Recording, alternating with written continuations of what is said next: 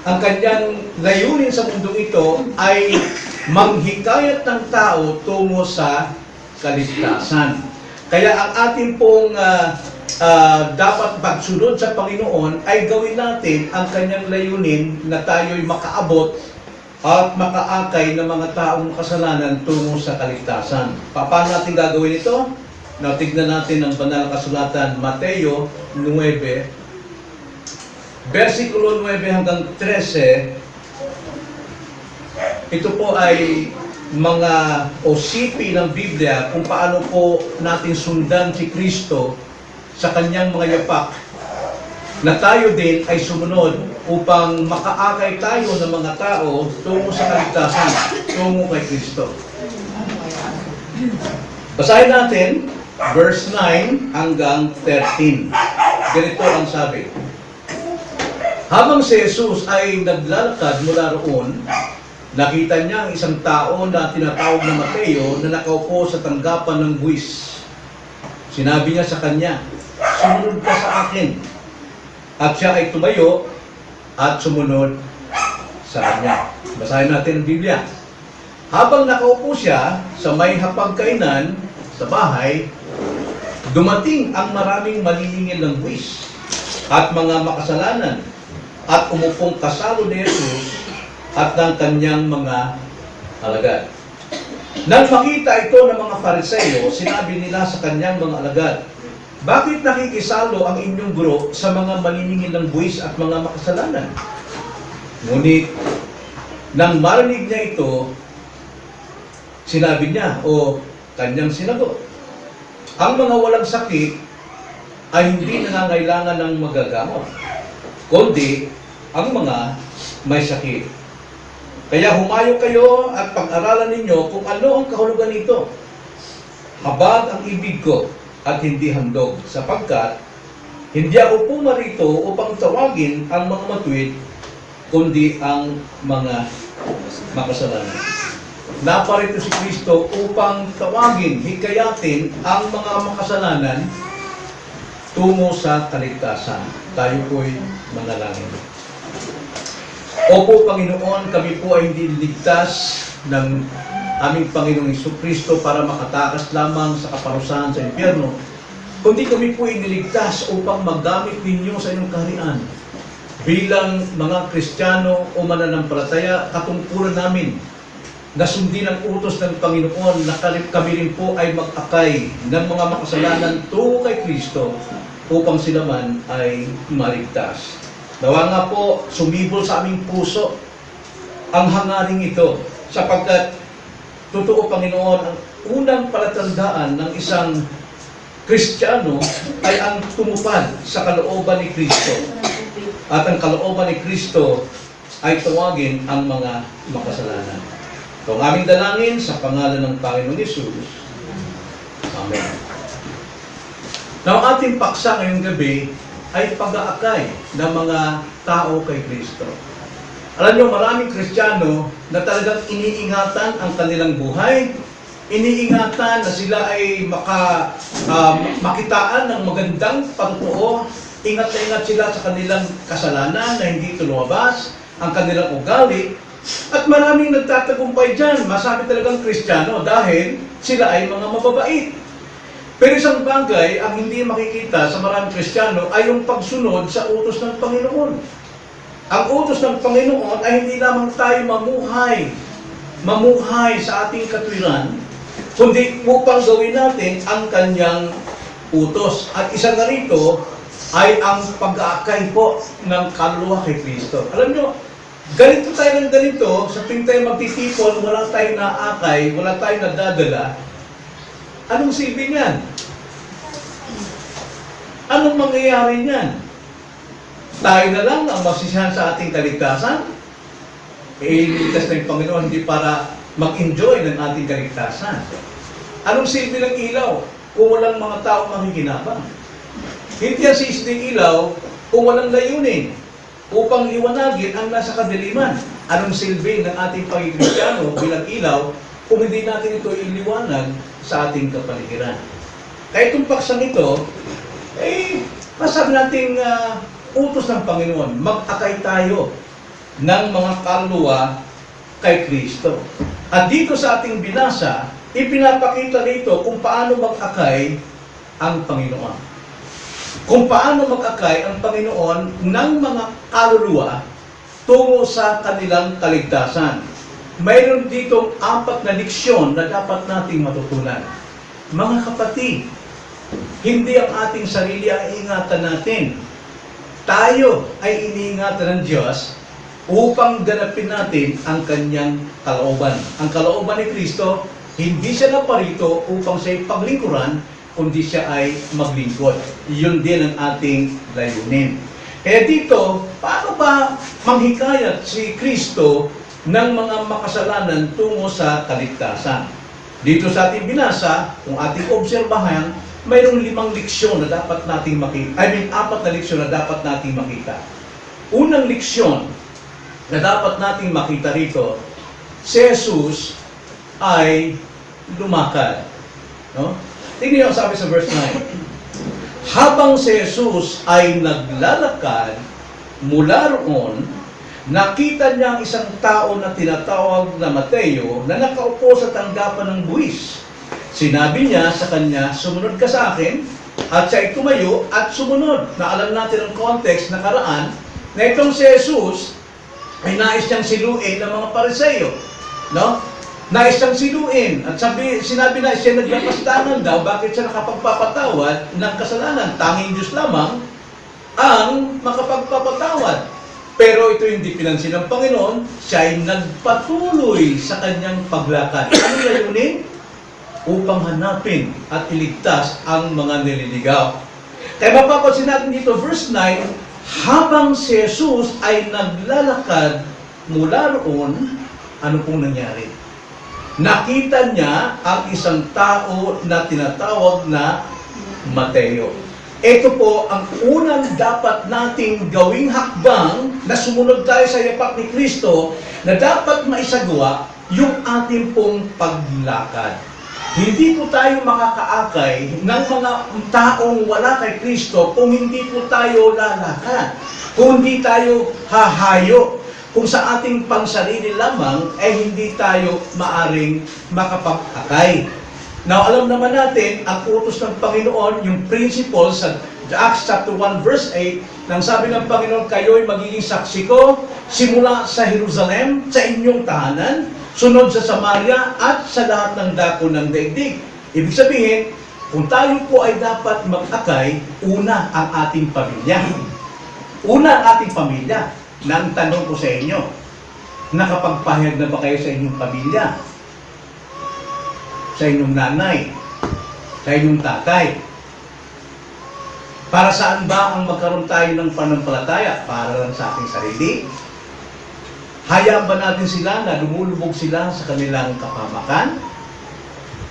Itong hakbang ng Panginoon, hindi siya nagpa-istorbo o hindi siya nagpadlang doon sa mga Pharisees, sa mga righteous people, bagkus siya ay nagpatuloy sa kanyang paglakad. At sa paglakad niya, ang sabi diyan, nakita niya ang isang tao.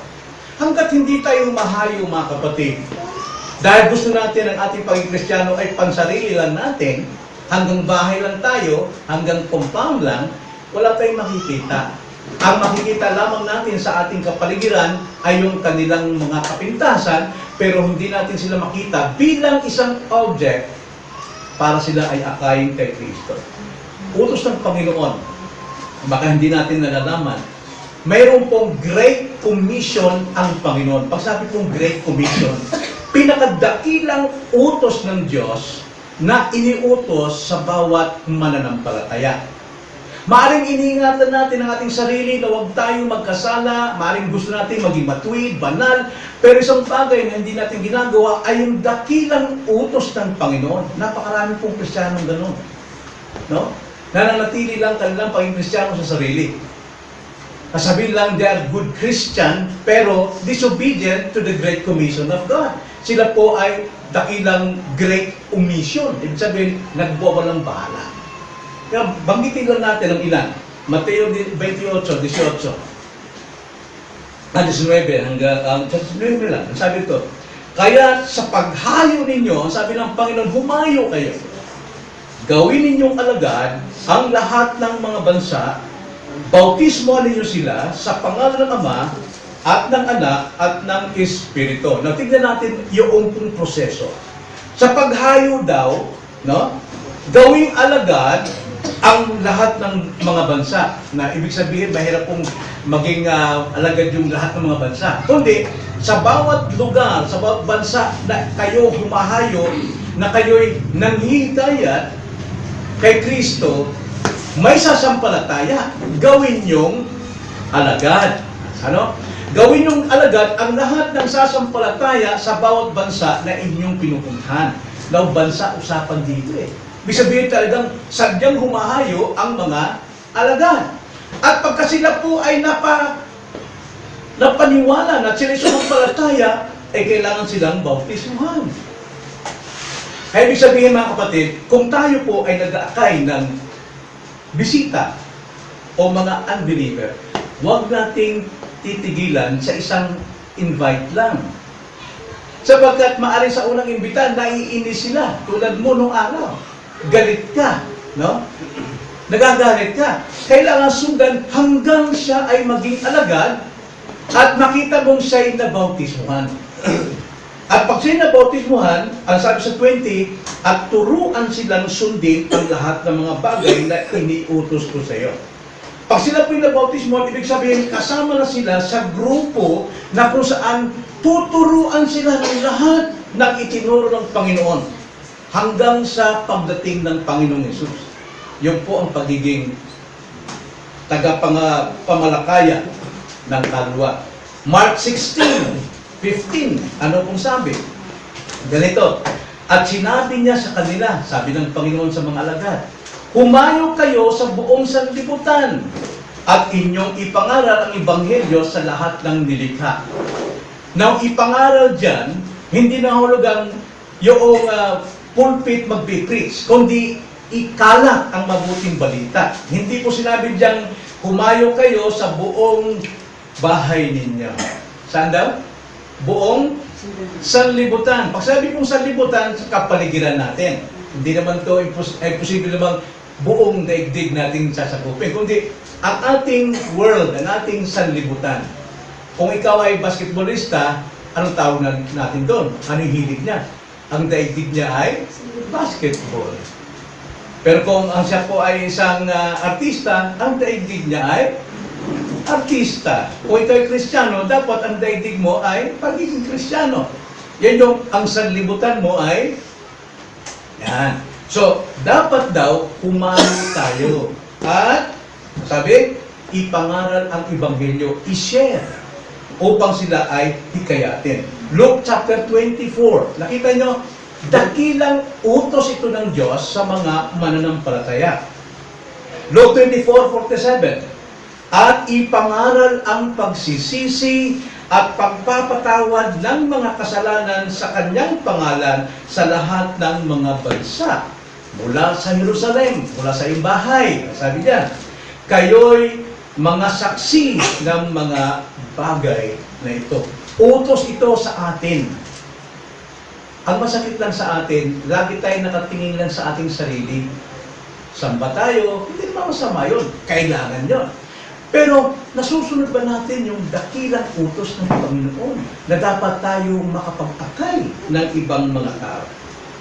Ano pong bunga ng pag-aakay? Kaiba po ang bunga nito sa pagiging Kristiyano.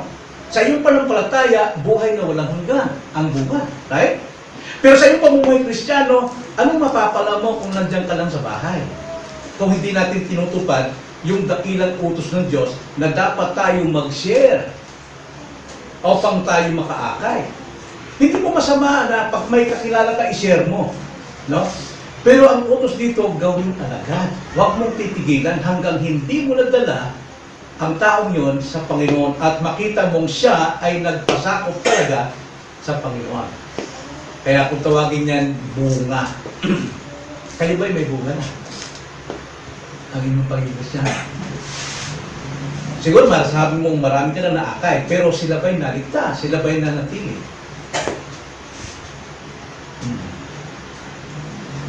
Eh, brad, sarili ko nga, hindi mo ako natili. Hindi ko maakay sarili ko eh. Kaya ang problema. Kasi ang totoong Kristiyano, dapat tagapag-akay. Itong bunga, no? Sa Daniel chapter 12, verse 3, ganito ang sabi.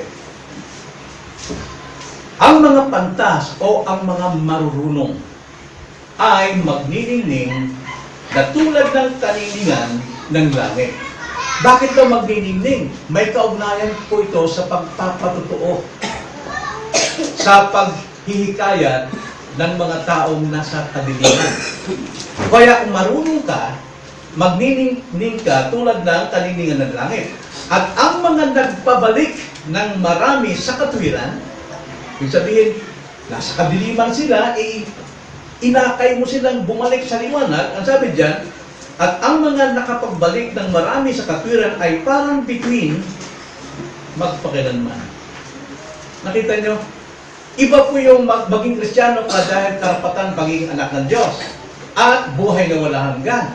Pero anong maaani mo kung ang iyong kaligtasan pansarili mo lang at hindi mo ginagawa ang dakilang utos ng Panginoon? Hindi mo matatamo ito. Hindi mo matatamo ang bunga ng pag-aakay. At ang ating Panginoon, una niyang ipinakita sa atin, siya'y lumakad. At sa kanyang paglalakad, ang sabi kasi, at siya'y naglalakad, no? Ang sabi, si Jesus ay naglalakad. Ibig sabihin, nagpapatuloy siyang lumakad. Pagkatapos ng isa, tuloy na naman, no? Nakita niya si Mateo. Now, sino si Mateo? Siya isang maniningil ng buwis. Okay? Hudyo siya. Pero, yung kanyang paniningil ng buwis, ibig sabihin, empleyado siya ng Romano. Ang Romano ang sumakop sa mga Hudyo. Kaya ang mga Hudyo, talagang nagingit-ngit yung galit nila sa Romano.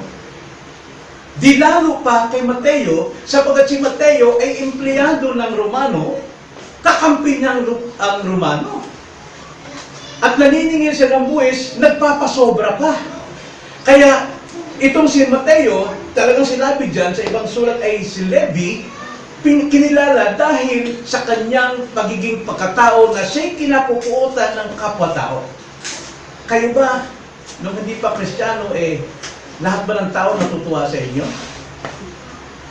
Sa akin, marami pong galit. Talagang kinamumulan. Ang sabi nila, sana mawala ka na, boy. No? So, ito si Mateo, kinamumuhian ng mga tao dahil empleyado siya ng kaaway ng kanyang bansa at higit sa lahat, kaaway sa kanyang relihiyon. Kaya, sinabi rito na nakita ni Jesus, si Mateo, nagpapahiwatig sa atin na ang ating layunin ay ang makasalanan. Hindi tayo maghanap ng mga taong matuwid. Maaring mayaman siya o mahirap siya, basta't makasalanan, yun ang pinapakita rito na yun ang dapat nating makita. Ang mga makasalanan. At pagkatapos, anong sinabi ni Jesus? Nakita niya ang isang tao na tinatawag na Mateo na nakaupo sa tanggapan ng buwis. Sinabi niya, mayroong sinabi ang Panginoon. Ano sinabi ng Panginoon? Hindi siya alam kasi hindi kayo nakatingin sa inyong tablet. Gusto kong malaman ninyo kung ano nangyari.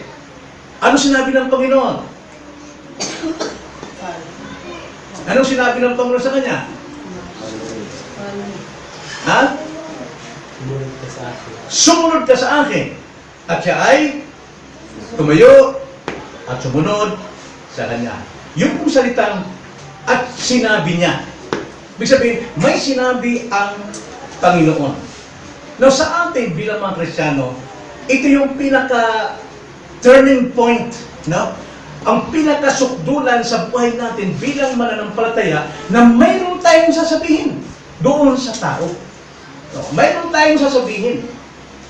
Ano itong sasabihin? Ito yung sandali, moment, kung paano natin ibabahagi si Jesus sa mga taong ating nakita. Sapagkat sa pamagitan ng ating pagbabahagi tungkol kay Jesus, maaring may reaksyon ang mga tao, pero hindi nila namamalayan na tayo ay nagbubukas ng pinto ng langit para sa kanila. Nakita niyo ba yun? Ito yung pinakasukdulang moment sa buhay natin kapag tayo'y nag-share.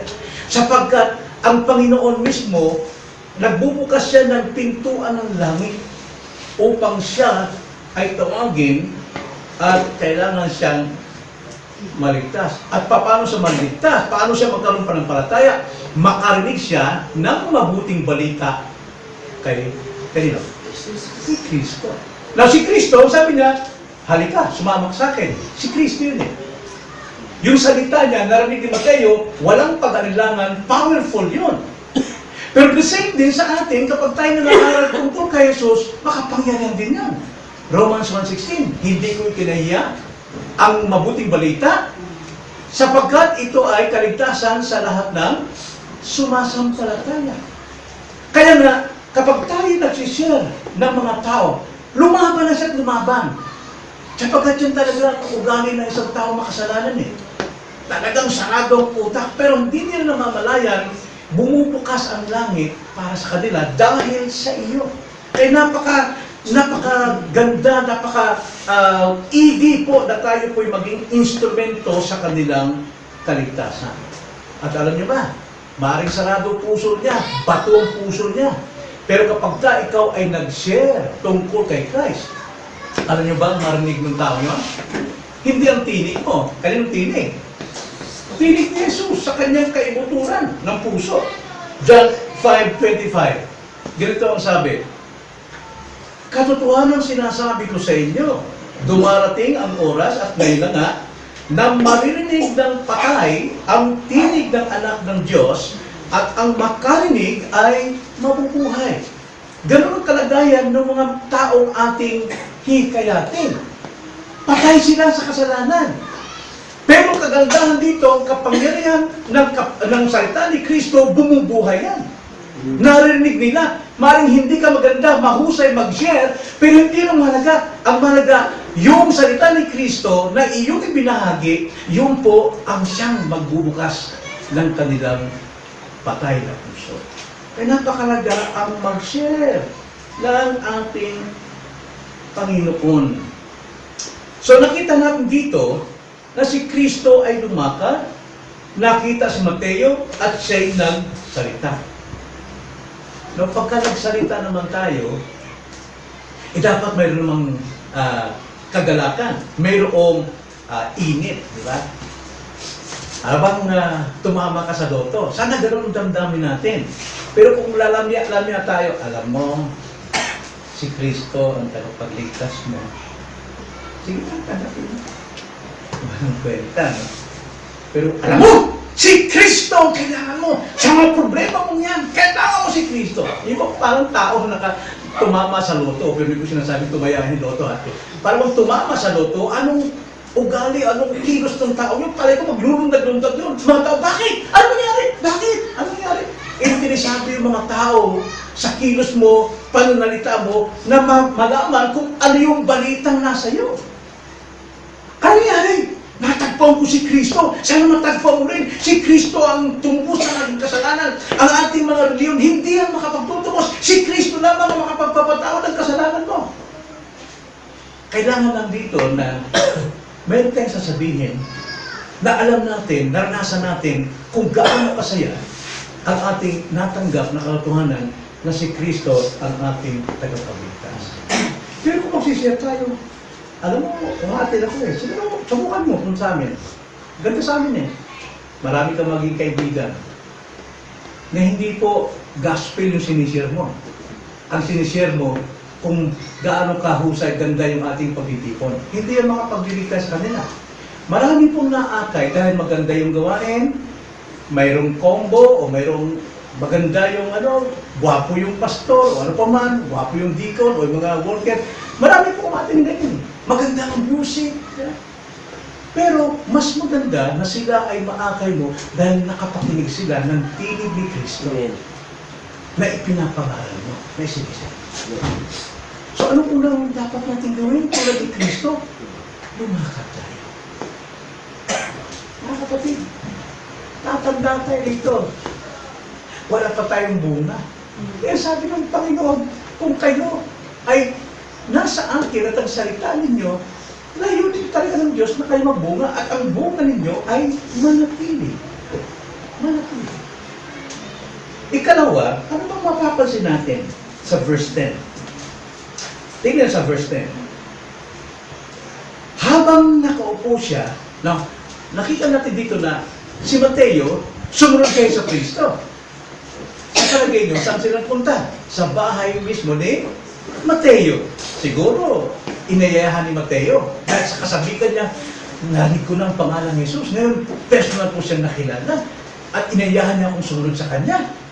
Kailangan naman, pabuksan ko naman ang aking tahanan para sa kanya. Tulad kay Zacchaeus, di ba? Nagpunta sa tahanan.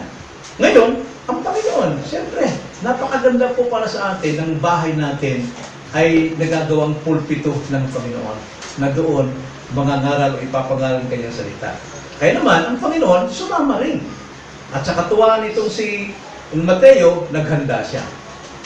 Naghanda siya. Kaya sa verse 10, ganito sabi, habang nakaupo siya sa may hapagkainan, pag sinabi kong hapagkainan, kaiba ang hapagkainan, hindi to sa atin may mesa, no? Maaaring may mesa sila, pero mababa lang. Ang paan parang Chinese. Kasi kung sila ay maupo, nakatukod itong kabilang ganyang katawan at nakadiretso yung paa. At sila kumakain ng gano'n. Kaya mahaba yung mesa nyo. Ang kanilang paa na sa likod, kaya na yung babaeng may dalang alabastro, hinugasan ng paa ni Kristo sa kanyang likuran. Kasi gano'n ang posisyon nila nakagawa. So, makikita mo, nakahilata lahat yung mga nasa mesa. At ang sabi dyan, nakaupo siya sa may hapagkainan. Sa bahay. No? Hindi sa restaurant, kundi sa bahay. Bahay ni Mateo. Ano nangyari? Dumating ang maraming maniningil ng buwis at mga makasalanan. At umupong kasama ni Jesus at ng kanyang mga alagad. Tingnan natin ang napagandang drama po pangyayari sa lugar na ito. Ikalawa, makikita natin na si Jesus, hindi lamang siya lumakad, kundi si Jesus ay nakisama. Ha? Nakisama siya. Saan?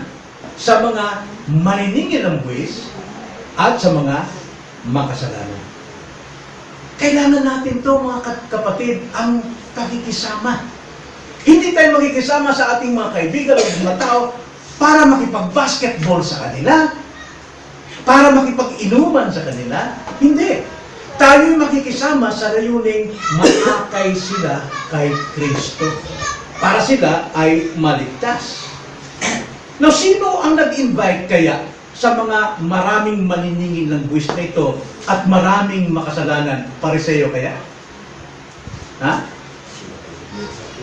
Hindi. Dahil ang mga pariseo, mga self-righteous yun. Natural, sino kayo nag-akay dito? Si Jesus? Hindi. Si Mateo, natural. Na habang sila'y dumadaan sila maglalakad patungo sa bahay ni Jesus, dumadaan naman sila kapwa niyang maniningil ng buwis. Palay mo kasama sa kayo rito. Ito wala sinabi. Kapwa maniningil ng buwis at yung mga makasalanan, iba't ibang mga larangan. Siguro mga, sa panahon yun siguro, ano ba ang mga bisyo, no? Wala pa naman siya bunon, no? Basta makasalanan. In-invite ni Mateo. Na bakit madaling nahikayat ni Mateo yung mga tao sa palagay niya? Sa practical na paniniwala. Ha? Magkainan. Ano ba? Magkainan mas Magkailan. The same feeders. Alam nyo, kung kapwa natin na may hina, makasalanan din, may mga bisyo, at kilala ka na ikaw ay isang taong makasalanan din, at ikaw nag-akay sa makasalanan tao rin, hindi siya magkalindahan. Pero subukan pumunta ka sa Dasmariñas, yung mga kumata ka ron. Salamat po kayo sa amin, sa fellowship. Hindi sasama. Pero yung kapwa natin, kaya.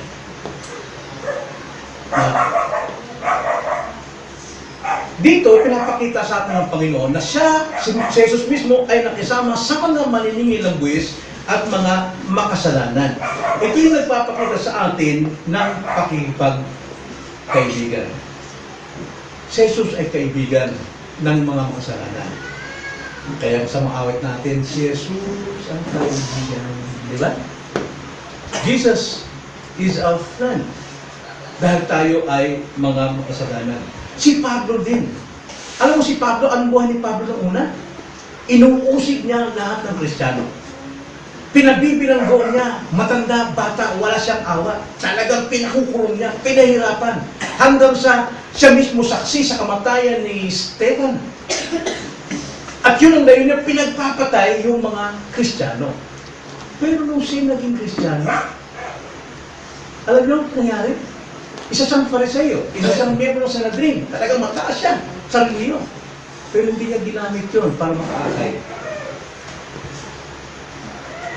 Ginamit niya ang kanyang pagiging Kristiyano. Tignan niyo. 1 Corinthians chapter 9, verse 19 to 23. Babasahin ko lang. Si Pablo ay mayroong ganong ugali din. Isa siyang napakataas na tao, miyembro siya ng Sanhedrin o sa korte, sa isang pariseo, leader siya ng relihiyong mali nung time na yun. Pero nung siya maging Kristiyano, bumaba talaga siya. Ang sabi sa verse 19, sapagkat bagaman malaya ako sa lahat ng mga tao, ay nagpaalipin ako sa lahat, upang higit na marami ang aking mahikaya. Verse 20, sa mga Hudyo, ako ay naging gaya ng isang Hudyo, upang mahikayat ko ang mga Hudyo. Nakikisama siya sa kapwa, sino mang tao. Ang layunin, makahikayat tungo kay Kristo. Upang sabi 20, upang makahikayat ako ng mga Hudyo sa mga nasa ilalim ng kautusan, ako ay naging gaya ng isang nasa ilalim ng kautusan, bagaman ako ay wala sa ilalim ng kautusan, upang aking mahikayat ang mga nasa ilalim ng kautusan. 21. Sa mga nasa labas ng kautusan, ako ay naging tunad sa walang kautusan. Bagamat hindi ako malaya mula sa kautusan ng Diyos, kundi nasa ilalim ng kautusan ni Kristo upang mahikayat ko ang mga nasa labas ng kautusan. 22, sa mahihina, ako ay naging mahina upang mahikayat ko ang mga mahihina. Sa lahat ng mga bagay, nakipagbagay ako sa lahat ng mga tao upang sa lahat ng mga paraan ay makapagligtas ako ng ilan. Ginawa ko ang lahat ng mga bagay dahil sa Ebanghelyo upang ako'y magkaroon ng bahagi sa mga pagpapala nito. Nakita nyo, si Pablo hindi lamang siya natuwa na siya'y naligtas at nagkaroon ng buhay na walang hanggan, kundi ginanap niya ang dakilang utos ng Panginoon na siya maging instrumento na makahikayat ng mga tao at sa maraming paraan ginawa niya, nagpakababa siya para makahikayat lamang na may maligtas. No, tayo ko ba higit kay Pablo? Karami yung sinasabi natin, nahiya ako mag-ship, Pastor. Kasi wala akong alam sa versikulo. Hindi kailangan ang alam sa versikulo. Kundi yung alam mo paano kang binago ng Panginoon sa Kristo. Sino si Kristo sa iyo? Kahit grade 1, sabihin, siyang tagapagligtas ko. Siyang tumubos ng kasalanan ko. Kailangan ko ba ng theology? Kailangan ko bang i-memorize siya? Hindi na. Kaya mo lang sinasabing, hindi ko kaya. Ayaw mo lang. Yan ay hindi ugali ng Kristiyano. Yung kaya. Kaya dito, mga kapatid, dumating ang marami sapagkat hindi ikinahiya ni Mateo na siya tinatagpo ni Jesus, na siya kinausap ni Jesus, na sa kanyang kalagayan nagbago siya. Kalahin mo yun? Ang sabi, tumayo siya at sumunod kay Jesus. Ibig sabihin, alam mo, pag sabihin nakaupo sa hapag ng buwis, ibig sabihin nakaupo, leader siya, pinuno siya. Ibig sabihin, nagsusupervise siya dahil nakaupo siya, nagsusupervise.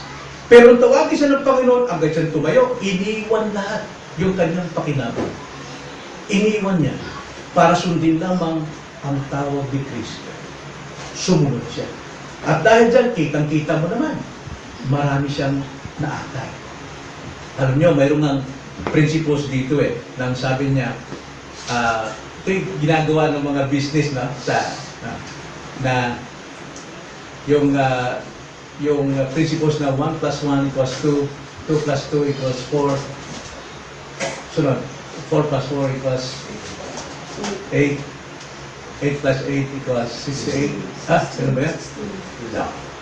Anong prinsipyo yan? Bagamat maganda yung prinsipyo yun, pero yun din ang paraan ng Panginoon. Once na ikaw nakaakay ng isa,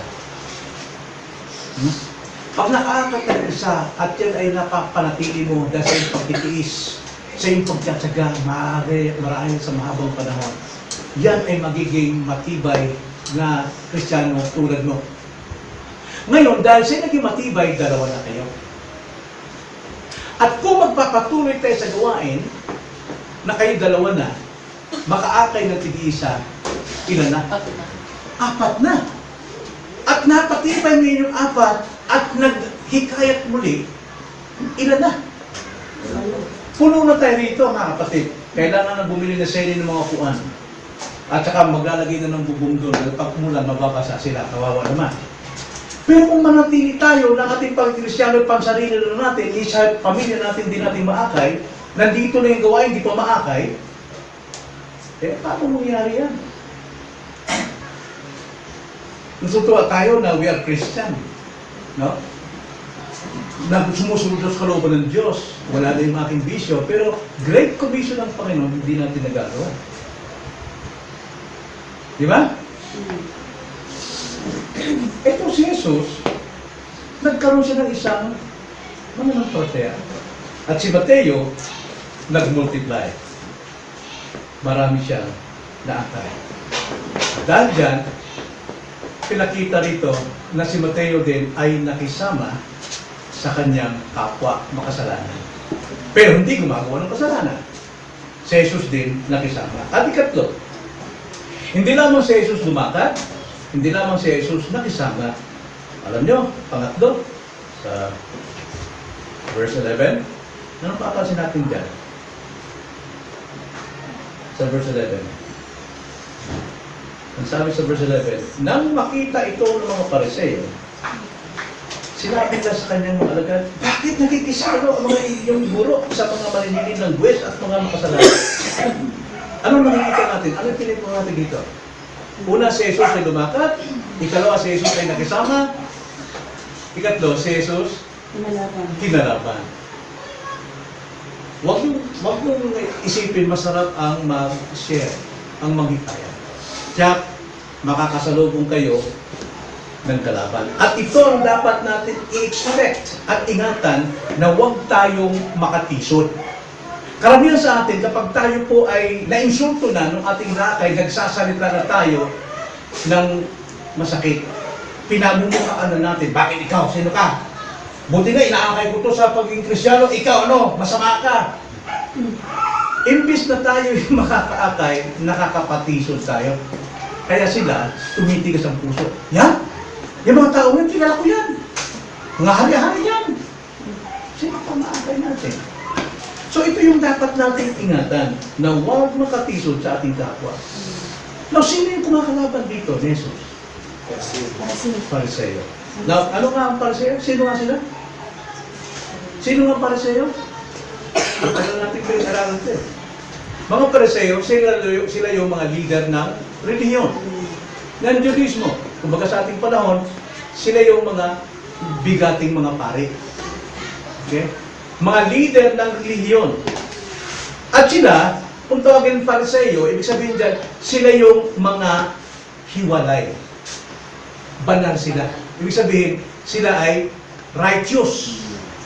Kaya sila, madaling humatol sa kapwa dahil kinukumpara nila ang tao sa kanilang sarili.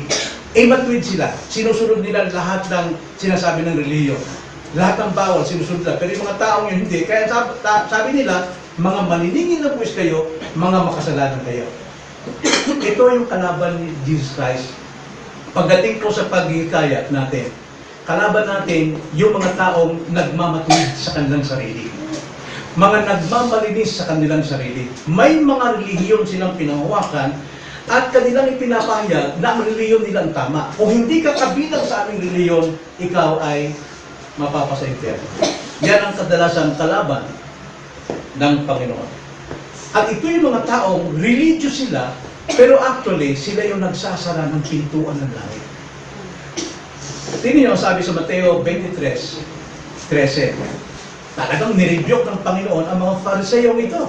Mga relihiyoso, kilala ang Diyos, pero hindi sumusunod sa Diyos dahil ang sinusunod nila ay ang kanilang oral tradition, sa kanilang law. Tingnan nyo ang sabi ng Panginoon. Verse 13, 23 ng Mateo. Kahabag-habag kayo, mga skriba at mga Fariseo, mga mapagkunwari, sapagkat sinasarahan ninyo ang kaharian ng langit sa mga tao. Sapagkat kayo mismo ay hindi pumapasok at ang mga pumapasok ay hindi nyo pinapayagang makapasok. Nakita nyo, sino tinukoy ng Panginoon dito? Mga relihiyosong tao. Mga relihiyosong tao. Alam nyo ba, mayroon din sa loob ng Kristiyano yan eh.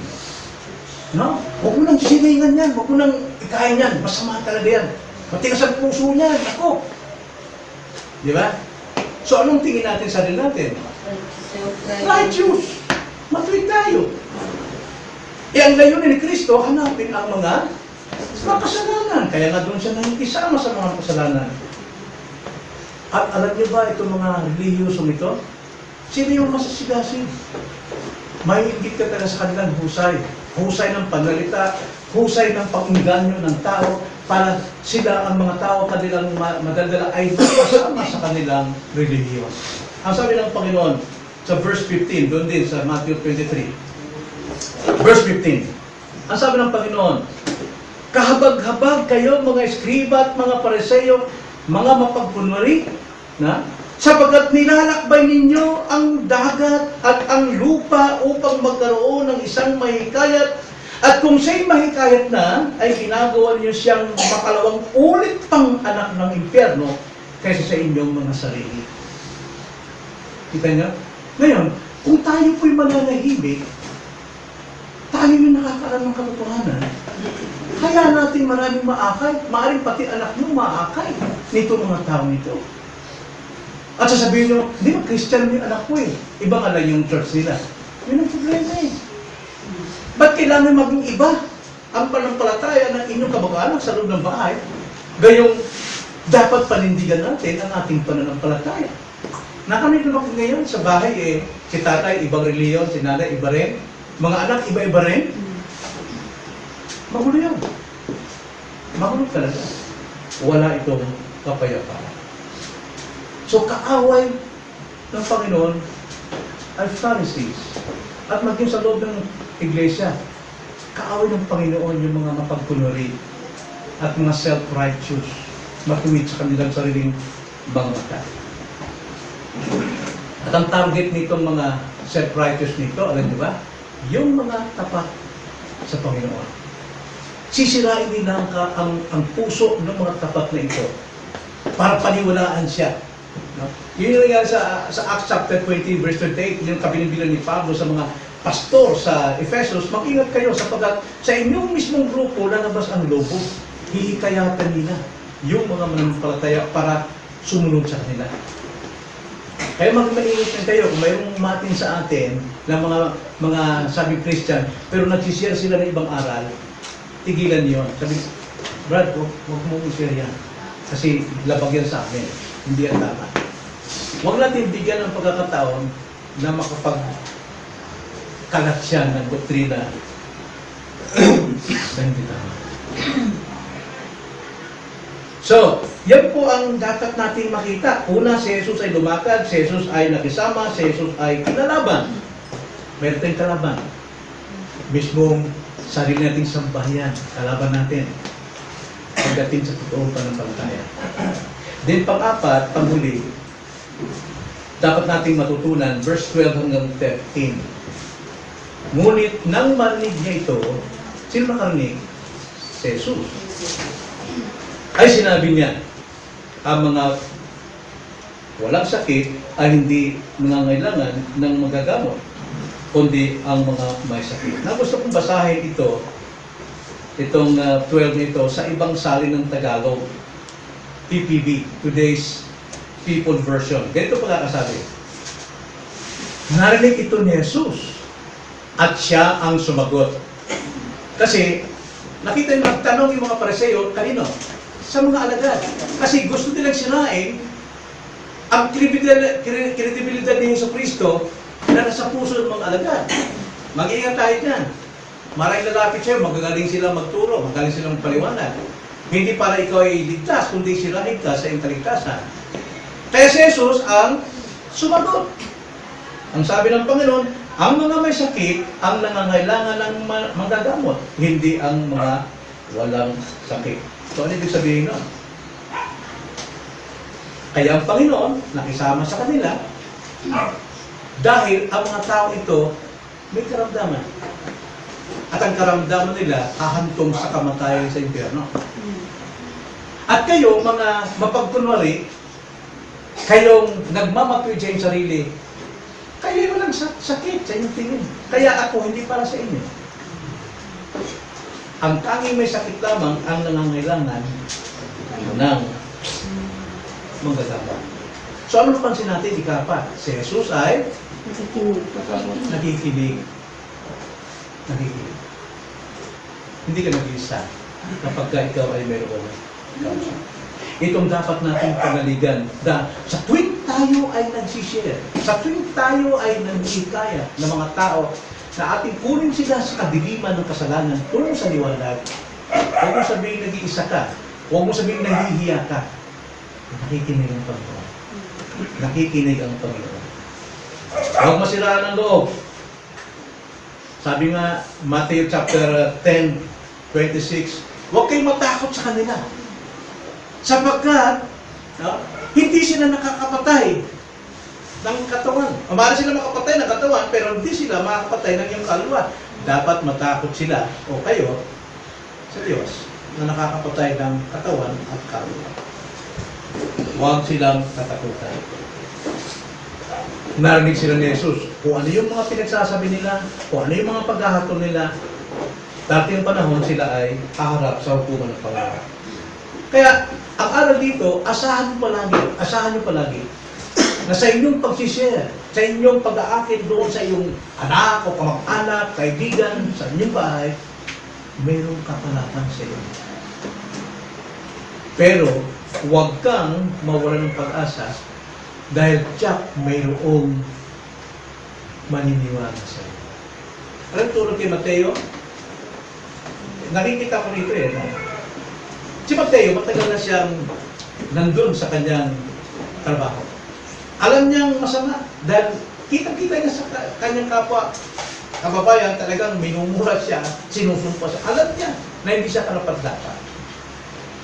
Naghahanap siya ng lusot, naghahanap siya ng pag-asa, naghahanap siya ng kaligtasan sa kaligayahan. Pero wala siyang alam. Paano siya makakaligtas sa ganung sitwasyon? Pero nung dumating ang Panginoon at sinabi sa kanya, sumunod ka sa akin. Anong ginawa ni Mateo? Tumayo. Sumunod. Anong pinapakita? Mga kapatid, lumakad tayo upang makita natin sila dahil sila'y naghihintay lamang. Mayroon po naghihintay. Marahil anak mo, marahil nanay mo, marahil kamag-anak mo naghihintay lang. At alam niyo naman, sa panahon natin yung kailang panindigan mo yung iyong paliwanag, yung iyong paliwanag para magalaw sila. Alam niyo yung nagrarally ngayon? Karamihan si Django. Alam niyo, bigatin yung kanilang leader. Kung ano sabihin ng kanilang leader, pinangawakan lahat ng mga estudyante yun, kaya sama sila, kahit gibain nilang gobyerno, na alam nilang ito'y rebellion. Pero dahil naniniwala sila sa tao yun, na kanyang sinasabi ay totoo, tulad ni Andres Bonifacio, ipaglalaban nila ang kanilang karapatan, pati buhay nila. Lalo na kung halimbawa ang ating pinanindigan ay ang kaligtasan ng bawat makasalanan dahil si Kristo. Kung atin itong pinanindigan, hindi natin ito kinatatakot at hindi natin kaya, alam nyo, tatayo ang taong yun. Itataya niya ang buhay maging sa kanyang kamag-anakan. Susunod ako sa tinuturo ng taong ito dahil nakita kong totoo siya. Yun ang kailangan natin. Kailangan natin dito ang guts.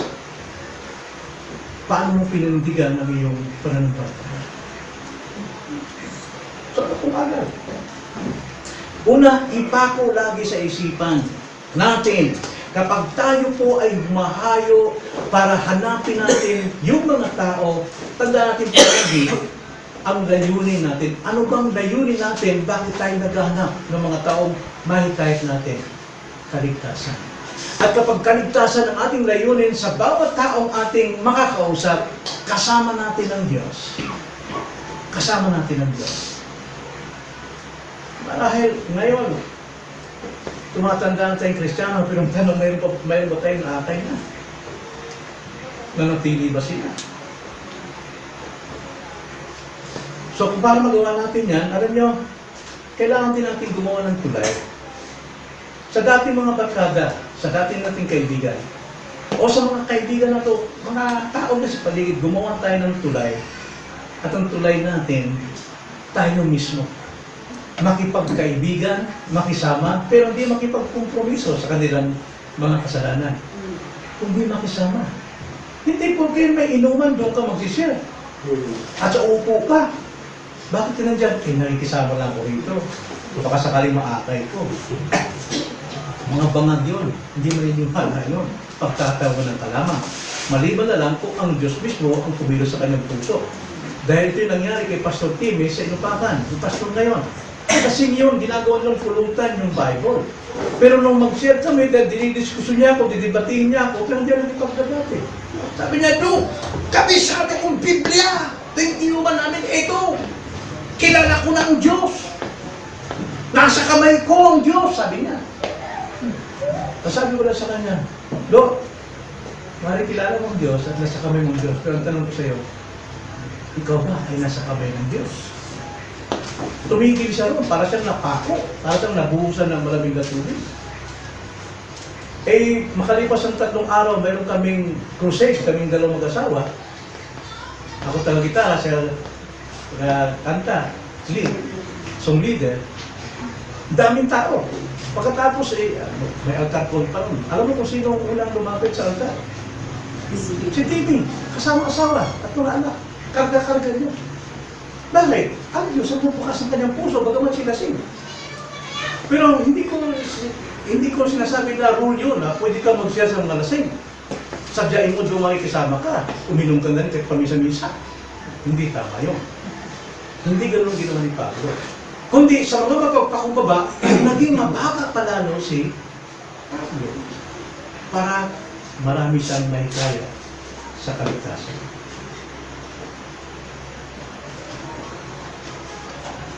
Gawin natin ang tulad ni Pablo, gawin natin ang utos ni Kristo.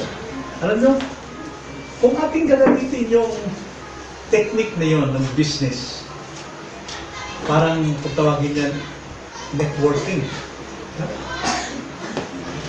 Mag-akay ka ng isa. Pakibayin mo hanggang siya ay magsuko ng kanyang buhay at mag-commit na siya isang Kristiyano. Pagkatapos, turuan mo siya kung paano mamagikay ng iba. Alam nyo, dadami at dadami tayo.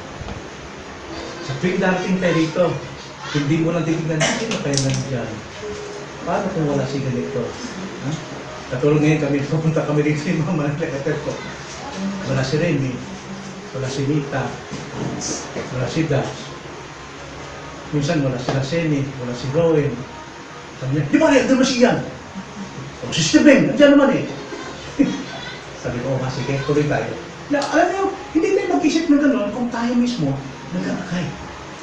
At yung ating inakay, panatilihin, pagtyagaan, pagtiisan, hanggang sila'y tuluyan talagang maging alagad ni Kristo. Dadami pa. Ayos ba natin tumami? Gawin natin ito. Mag-akay tayo kay Kristo. Tayo. Panginoon, salamat po sa gabing ito. Ang inyong mga salita kunawa, ang mangusap po sa aming mga puso at makita namin ang aming mga katungkulan na inyong iniakan sa aming mga balikat. Hindi po ito mabigat, Panginoon, napakagaan nito. Sapagat ang ibubunga nito ay kaligtasan ng mga mahikayat.